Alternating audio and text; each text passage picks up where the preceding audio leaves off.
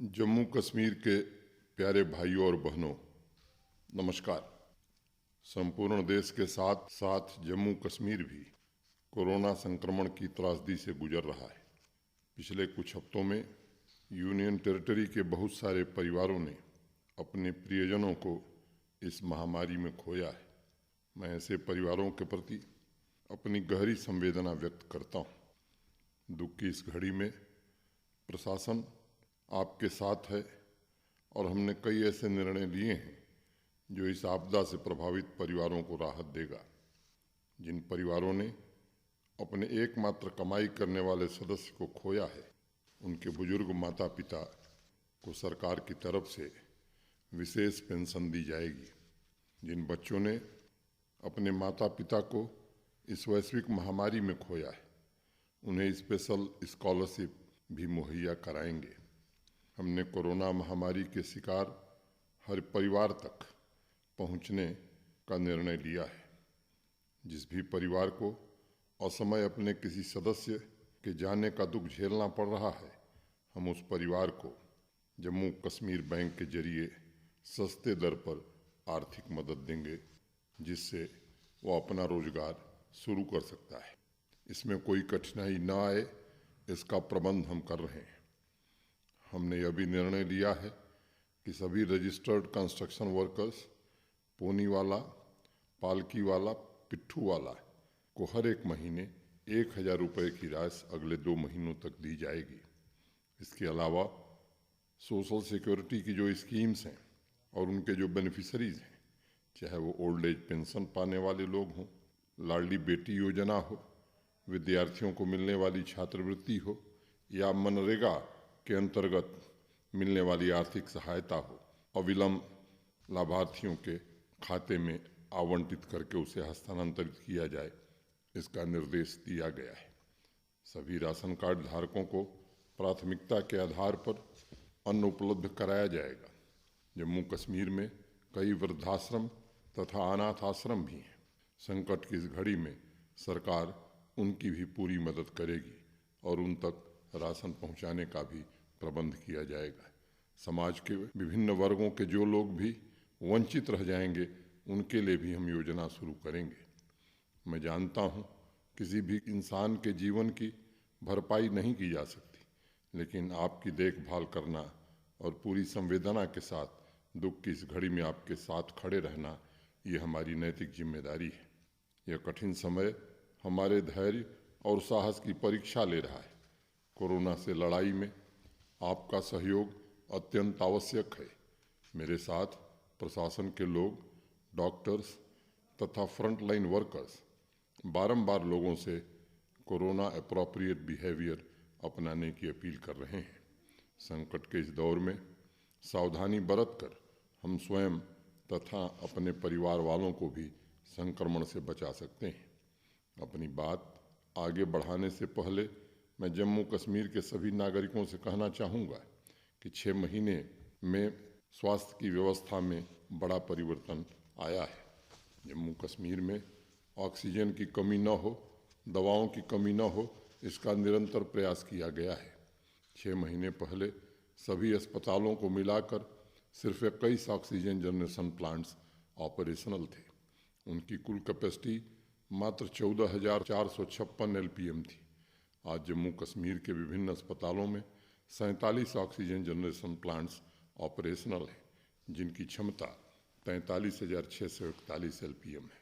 इसके अलावा जर्मनी से कुछ और भी प्लांट आ रहे हैं और मैं उम्मीद करता हूं कि मई में ये प्लांट चालू हो जाएंगे। अगले 6 महीने में 34 नए प्लांट लगेंगे, इसकी तैयारी की गई है। इस प्रकार जम्मू कश्मीर की मेडिकल फैसिलिटीज़ में कुल मिलाकर 99 ऑक्सीजन प्लांट्स सामान्य जन की सेवा के लिए समर्पित कर दिए जाएंगे। हर हॉस्पिटल के लिए ऑक्सीजन सिलेंडर का बैकअप भी हमने तैयार किया है। ऑक्सीजन वार रूम भी जम्मू और श्रीनगर में अच्छी तरह से काम कर रहे हैं। लगभग सभी स्वास्थ्य संस्थानों में ऑक्सीजन जनरेशन प्लांट लगने वाला जम्मू कश्मीर, मैं मानता हूं कि देश का एक अच्छा यूनियन टेरिटरी कहा जाएगा। इसलिए मैं आप सबको आश्वस्त करना चाहता हूँ कि प्रशासन कोरोना के खिलाफ लड़ाई में पूरी तैयारी से और पूरी शिद्दत से जुटा है। भाइयों और बहनों, डॉक्टरों का मानना है कि कोरोना की सेकेंड वेव से बचने का उपाय सतर्कता और सामाजिक व्यवहार में परिवर्तन है। मुझे उम्मीद है आप सभी लोग इसका पालन करेंगे और जनजीवन को सामान्य बनाने में भी प्रशासन की मदद करेंगे। इस संकट से प्रभावी तरीके से निपटने के लिए senior doctors, volunteers, frontline workers, प्रशासन के अधिकारियों से मैं लगातार चर्चा कर रहा हूँ। उन सभी के सुझावों पर काम करते हुए जम्मू कश्मीर प्रशासन पूरी ताकत से कोरोना महामारी के खिलाफ इस जंग में अपने दायित्व का निर्वहन कर रहा है।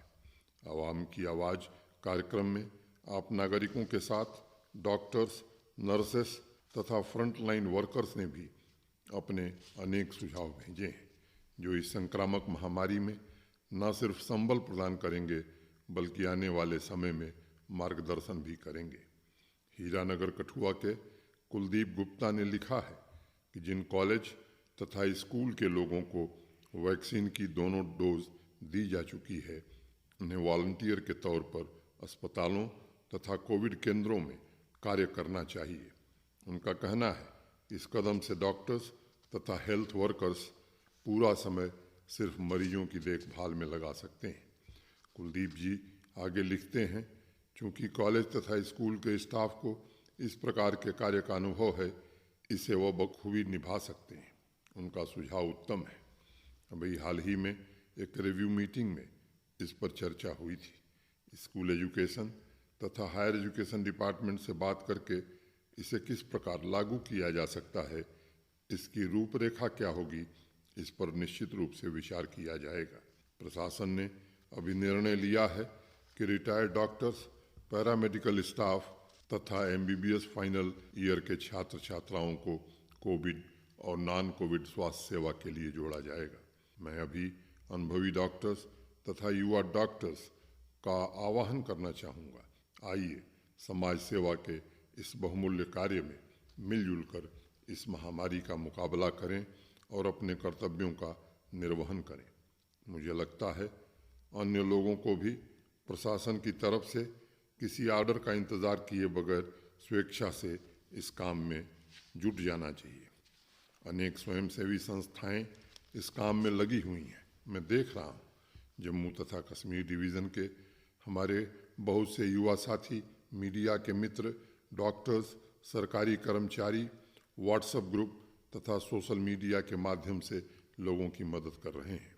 मानवता की सेवा में उनका यह अभूतपूर्व योगदान है और मैं सभी को इस पवित्र कार्य के लिए शुभकामनाएं देता हूं तथा उनका अभिनंदन करता हूं। सूर्यवंशी नगर जम्मू के रहने वाले मोहित भट्ट ने वैक्सीन की गति तेज करने का सुझाव दिया है। उन्होंने मुझे लिखा है कि वॉलंटियर्स की एक टीम बनाकर ऐसे केसेस का फॉलोअप किया जाए जो कोविन पर पंजीकरण कराने के बावजूद वैक्सीन लगवाने नहीं पहुंच रहे हैं। ऐसे लोगों को लोकल एरिया के प्रभावशाली व्यक्तियों के माध्यम से वॉलंटियर्स ग्रुप समझा बुझा सकते हैं और वैक्सीन के बारे में अगर उनकी कोई गलत धारणा है, कोई मिसकंसेप्शन है, तो उसे भी दूर कर सकते हैं। 1 मई से 18 से 45 आयु वर्ग के लोगों के लिए भी वैक्सीनेशन शुरू हो गया है। पूरे मुल्क की तरह यहाँ भी 2 वैक्सीन, कोविशील्ड तथा कोवैक्सीन लगाई जा रही और दोनों की इफिकेसी प्रूवन है। मैं लोगों से अपील करता हूँ कि अपनी तथा अपने परिवार की सुरक्षा के लिए वैक्सीन जरूर लगवाएं। जम्मू की डॉक्टर पल्लवी शर्मा ने एक बहुत महत्वपूर्ण सुझाव भेजा है। उनका कहना है जिन घरों में पॉजिटिव केसेस आए हैं वहाँ प्राथमिकता के आधार पर बच्चों की टेस्टिंग की जानी चाहिए। डॉक्टर पल्लवी की समाज के कुछ लोगों से शिकायत भी है। उनका कहना है अभी भी लोग कोरोना अप्रोप्रिएट बिहेवियर का पूरी तरह से पालन नहीं कर रहे हैं एवं शुरुआती लक्षणों को इग्नोर कर रहे हैं, जिसकी वजह से कई केसेस में ट्रीटमेंट प्रोटोकॉल का पालन नहीं हो पा रहा है। इस वजह से बहुत से लोगों को गंभीर अवस्था में अस्पताल में दाखिल करना पड़ रहा है। इस कार्यक्रम को सुन रहे जम्मू कश्मीर के सभी प्रबुद्ध नागरिकों से मैं निवेदन करना चाहता हूँ कि डॉक्टर पल्लवी ने जो कहा है कृपया उस पर ध्यान दीजिए। कोरोना प्रोटोकॉल का कड़ाई से पालन करना हम सबका कर्तव्य है। अगर आप सब लोग मिलकर इस जिम्मेदारी को उठाएंगे तो मुझे विश्वास है कोरोना के खिलाफ इस लड़ाई को हम जल्द ही जीत लेंगे। प्रशासन ने कोविड मैनेजमेंट के लिए पंचायत स्तर तक समितियों का गठन किया है। उनके साथ कोरोना प्रोटोकॉल लागू करवाना तथा उनका पालन करना ये हम सबकी सामूहिक जिम्मेदारी है।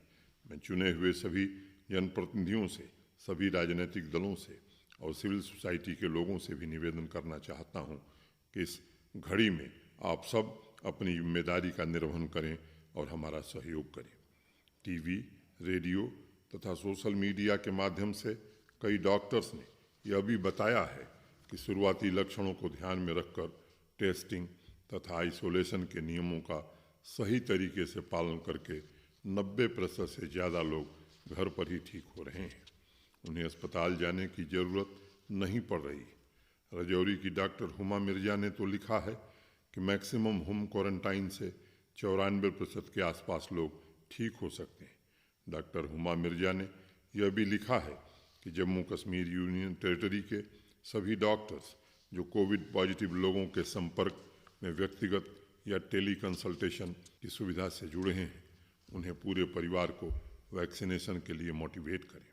डॉक्टर हुमा का कहना है कि घर से बाहर निकलते हुए सभी को डबल प्रोटेक्शन मास्क लगाना अत्यंत आवश्यक है। मैं भी लगातार लोगों से अपील कर रहा हूँ। कोविड से निपटने के लिए प्रिवेंशन के साथ टेस्टिंग तथा वैक्सीनेशन बहुत आवश्यक है। सभी डॉक्टर से भी मेरा अनुरोध है कि वो अपने संपर्क में आए हुए लोगों को इसके लिए प्रेरित करें। सभी जिला में प्रशासन ने कोविड कंट्रोल रूम बना दिया है। हेल्पलाइन नंबर को अखबारों, टीवी तथा रेडियो के माध्यम से लोगों तक पहुंचाने का प्रयास किया गया है। किसी प्रकार की मदद के लिए आप 7 दिन 24 घंटे उन हेल्पलाइन नंबरों पर फ़ोन कर सकते हैं। इसके अलावा सभी जिलों में डॉक्टर्स ऑन कॉल की व्यवस्था की गई है। इन दिए गए नंबरों पर फ़ोन करके आप सीधे डॉक्टर से बात करके सिम्टम के अनुसार जरूरी सलाह ले सकते हैं। प्रशासन कोरोना संक्रमित लोगों तथा जिनमें इनके लक्षण हैं उनके लिए दवाइयों से भरा कोरोना किट वितरित कर रहा है। इस किट में एक ऑक्सीमीटर और 10 दिनों की दवा रखी गई है। 2 पैम्पलेट भी हैं जिसे डॉक्टरों के द्वारा, विशेषज्ञों के द्वारा तैयार कराया गया है। घर के आइसोलेशन में क्या करना है, क्या नहीं करना है, सारे प्रोटोकॉल इस सूची में शामिल किए गए हैं। इसमें हेल्पलाइन नंबर भी दिया गया है जिस पर फ़ोन करके कोरोना किट की दवा और उसके इस्तेमाल के बारे में और जानकारी हासिल की जा सकती है। कठुआ से डॉक्टर सचित शर्मा ने मुझे लिखा है कि छोटे शहरों के अस्पताल को अपग्रेड करने की ज़रूरत है ताकि उन इलाकों के बीमार लोगों को बड़े शहरों जैसे जम्मू तथा श्रीनगर ना जाना पड़े। उन्होंने ये भी कहा है कि कोविड ड्यूटी पर जो मेडिकल स्टाफ काम कर रहा है उसे रोटेशन पर करने की ज़रूरत है। इससे उनका बोझ तथा तनाव कम होगा और वो बेहतर तरीके से अपनी जिम्मेदारी निभा पाएंगे। डॉक्टर सचित का यह भी कहना है कि सभी जिलों में हर एक डिपार्टमेंट के बीच बेहतर तालमेल तथा संवाद के लिए एक प्रशासकीय ढांचे की आवश्यकता है। डॉक्टर सचित, आपके सुझावों के लिए मैं बहुत शुक्रगुजार हूँ। प्रशासन की तरफ से छोटे शहरों के अस्पतालों को मजबूत करने के प्रयास हुए हैं। प्राइमरी, कम्युनिटी तथा डिस्ट्रिक्ट हेल्थ सेंटर, इन तीनों स्तरों पर स्वास्थ्य सुविधाओं को बढ़ाने के लिए आगे भी प्रयत्न किया जाएगा। आज पिछले प्रयत्नों का परिणाम है कि हेल्थ इंडेक्स में जम्मू कश्मीर देश के अग्रणी यूनियन टेरिटरी तथा राज्यों में से एक है। सार्वजनिक स्वास्थ्य पर हमारा खर्च GSDP का 2.86 है, जो कि पूरे देश में सबसे बेहतर है। जम्मू कश्मीर के कुल बजट का 5% स्वास्थ्य क्षेत्र पर हम खर्च कर रहे हैं। प्यारे भाइयों और बहनों, आपको याद होगा पिछले साल कोरोना के कहर के चलते अनेक विकसित देशों का हेल्थ इंफ्रास्ट्रक्चर भी चरमरा गया था। अगर उनकी तुलना की जाए तो भगवान के आशीर्वाद से हम अभी थोड़ी बेहतर स्थिति में हैं। फिर भी मैं मानता हूँ कि अभी प्राइमरी हेल्थ सेंटर को और बेहतर बनाने की ज़रूरत है। डॉक्टर सचिन ने जो बात कही है उस पर आने वाले दिनों में प्राथमिकता के आधार पर काम किया जाएगा, ताकि छोटे शहर या गांव और कस्बों में किसी बीमार व्यक्ति को बड़े शहरों तक न जाना पड़े। उन्होंने कोविड ड्यूटी पर लगे मेडिकल स्टाफ के रोटेशन की भी बात कही है। इसे हमने लागू कर दिया है और हर हॉस्पिटल को इसके लिए जरूरी निर्देश दिए गए हैं। उनका तीसरा सुझाव जिलों में बेहतर कोऑर्डिनेशन के लिए प्रशासकीय ढांचे का है। हमने हर जिले में कोविड कंट्रोल रूम बनाया है, जिसमें डॉक्टर, पुलिस, नगर निगम के कर्मचारी और भी प्रशासनिक अधिकारी शामिल किए गए हैं। हमारी कोशिश ज़रूरत के वक्त जम्मू कश्मीर के हर एक व्यक्ति, हर एक परिवार तक पहुंचने की है।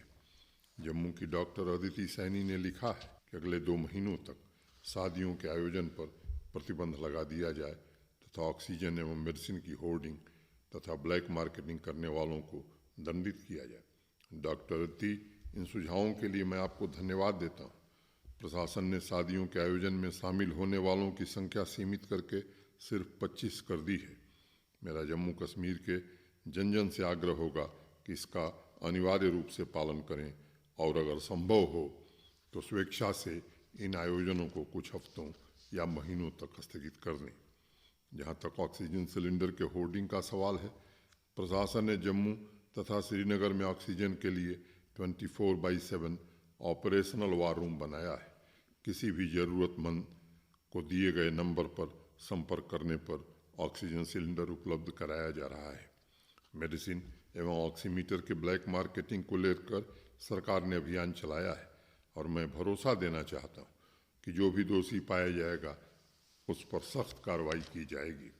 श्रीनगर से डॉक्टर शर्मीन मुश्ताक तथा रियासी से डॉक्टर शबनम रिजवी ने भी कोरोना प्रोटोकॉल का सही तरीके से पालन न करने वालों तथा दवाइयों की कालाबाजारी के खिलाफ कड़ी कार्रवाई की बात कही है। डॉक्टर्स तथा हेल्थ केयर वर्कर्स आप सबके स्वास्थ्य की रक्षा के लिए दिन रात काम कर रहे हैं। इन लोगों ने महामारी के खिलाफ बड़ी चुनौतियों का सामना किया है। कई कोरोना वॉरियर्स ने इस लड़ाई में अपने जीवन का बलिदान दिया है। आप उनकी बातों पर जरूर ध्यान दें और उसका अक्षरशः पालन करें। गांदरबल से डॉक्टर उमर जान ने कोरोना महामारी से जुड़े एक और महत्वपूर्ण पहलू की तरफ ध्यान आकर्षित किया है। उनका कहना है, इस चुनौतीपूर्ण समय में लोग घबराहट तथा मानसिक तनाव की भी शिकायत कर रहे हैं। डॉक्टर उमर जान ने लिखा है, ऐसी परिस्थिति में हर एक हॉस्पिटल में लोगों को वर्चुअल सलाह देने के लिए प्रशिक्षित मनोचिकित्सक की आवश्यकता है। इससे लोगों में सकारात्मक सोच पैदा होगी तथा तनाव से लड़ने में मदद मिलेगी। हेल्थ डिपार्टमेंट के द्वारा लगभग सभी जिलों में मनोचिकित्सक के मोबाइल नंबर लोगों को उपलब्ध कराए जा रहे हैं। मेरी जनता जनार्दन से गुजारिश है कि आपको हताश अथवा निराश नहीं होना है। हम आप मिलकर के इस चुनौती का मुकाबला कर सकते हैं। अगर आपको किसी तरह की निराशा या तनाव है तो न सिर्फ आप दिए हुए नंबरों पर बात कर सकते हैं, बल्कि अपनी दिनचर्या में डॉक्टरों द्वारा सुझाए गए योग तथा एक्सरसाइज इत्यादि को भी शामिल कर सकते हैं। हमें यह ध्यान रखने की ज़रूरत है कि रचनात्मक कार्यों से मानसिक मजबूती मिलती है और वैश्विक महामारी से निपटने में आपकी प्रतिरोधक क्षमता को भी बढ़ाता है। छोटे छोटे गांव तथा मोहल्लों में लोगों के व्हाट्सएप ग्रुप बने हैं, जिसके जरिए वह मोटिवेशनल वीडियो तथा पोस्ट शेयर कर रहे हैं। सभी लोग उसके जरिए पॉजिटिविटी बढ़ाने में मदद कर सकते हैं। कई लोग मिस इन्फॉर्मेशन की वजह से सेल्फ मेडिकेशन पर जोर दे रहे हैं। यहाँ तक कि कुछ केसेस में पेशेंट के घर वाले डॉक्टर को बता रहे हैं कि कौन सी दवा या इंजेक्शन लिया जाए। उनसे मेरी विनती है कि डॉक्टर को उपचार डिसाइड करने दें, न कि इंटरनेट या व्हाट्सएप को। आपदा के समय में अफवाहें तेजी से उड़ती हैं, उन पर कतई ध्यान न दें। हमारे ड्रग कंट्रोलर के पास कोरोना से संबंधित सभी दवाइयाँ मौजूद हैं, इसलिए आपको घबराने की ज़रूरत नहीं है। मैं नौजवानों से भी अनुरोध करना चाहूँगा कि इस आपदा की स्थिति में लोगों तक सही जानकारी पहुंचाना भी सेवा का एक रूप है। इसके अलावा युवा वर्ग स्वयंसेवी संस्थाओं से जुड़कर ज़रूरतमंदों की मदद भी कर सकते हैं। अभी कुछ दिन पहले ही मैं ट्विटर पर विजयनाथ मिश्र जी का एक वीडियो देख रहा था, जिसमें कहानी के माध्यम से उन्होंने मिलजुल कर कोरोना के खिलाफ लड़ाई लड़ने की प्रेरणा दी है। एक बार एक जंगल में आग लगी। वहाँ एक चिड़िया नदी से अपनी चोंच में पानी भरकर लाती थी और आग पर गिरा देती थी। नदी के किनारे आराम से एक शेर लेटा हुआ था।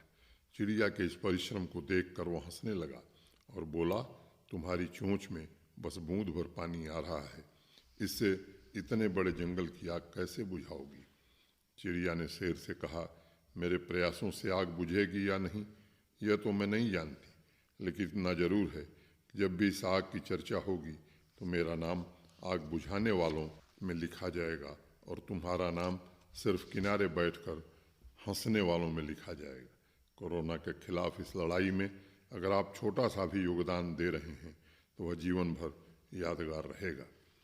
पिछले कुछ महीनों से पूरे जम्मू कश्मीर में जिस तरह से आम लोगों तथा स्वयंसेवी संस्थाओं ने मानवीय मूल्यों को ध्यान में रखते हुए संवेदनशीलता के साथ कोरोना के खिलाफ लड़ाई में जनता की सेवा की है, वह अन्य लोगों के लिए मिसाल बन गई है।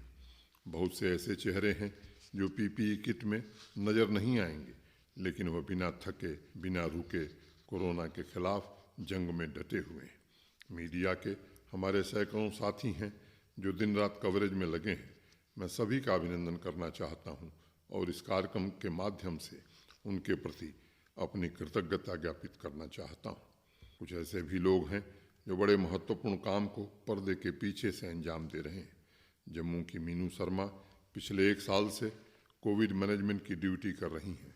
आजकल वो हर रोज़ 150 से 200 कोविड टेस्ट करती हैं। अक्सर अस्पताल से निकलकर मीनू तथा उनके साथ डॉक्टर वसुधा, रीता देवी तथा दरअसल लाल मोहल्लों में जाकर लोगों की टेस्टिंग कर रहे हैं। पीपीई किट पहनकर इस गर्मी में बाहर जाना और कोविड टेस्ट करना एक बड़ी तपस्या है। मानव सेवा में अमूल्य योगदान देने के लिए मैं मीनू तथा उनकी टीम के सभी सदस्यों को प्रणाम करता हूँ। मीनू का एक सुझाव भी है कि हर अस्पताल में एक काउंसलर होना चाहिए जो कोरोना पॉजिटिव व्यक्तियों के घर वालों को सलाह तथा सही जानकारी उपलब्ध करा सके। मीनू का कहना है इससे नर्सेस पर काम का बोझ थोड़ा हल्का होगा और वह लोग अपनी ड्यूटी पर पूरा ध्यान केंद्रित कर सकेंगे। मीनू, आपका सुझाव स्वागत योग्य है और मैं हेल्थ डिपार्टमेंट से इस पर विचार करने के लिए जरूर कहूँगा।